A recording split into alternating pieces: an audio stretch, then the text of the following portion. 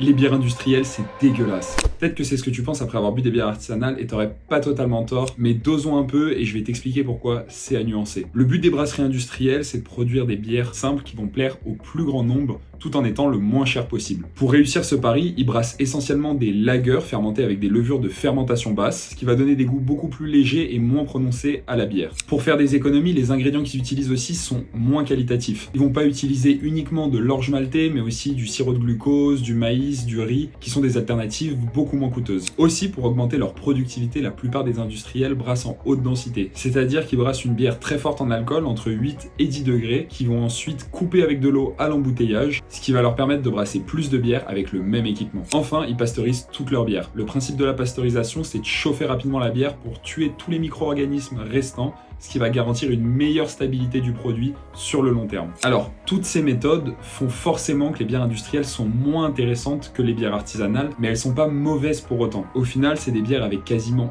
aucun défaut, qui auront le même goût, peu importe l'endroit et le moment où tu la bois. Et ça, il faut reconnaître que c'est une véritable prouesse technique. Et puis tu peux demander à n'importe quel brasseur, mais réussir à faire une bonne bière à 5 degrés, légère, avec très peu de goût, c'est infiniment plus difficile que de faire une grosse IPA avec énormément de houblon. Parce que le moindre défaut va tout de suite se faire sentir. Voilà, si t'as appris quelque chose aujourd'hui, oublie pas de liker la vidéo et t'abonner à ce compte. Je te dis à la semaine prochaine, c'est ciao.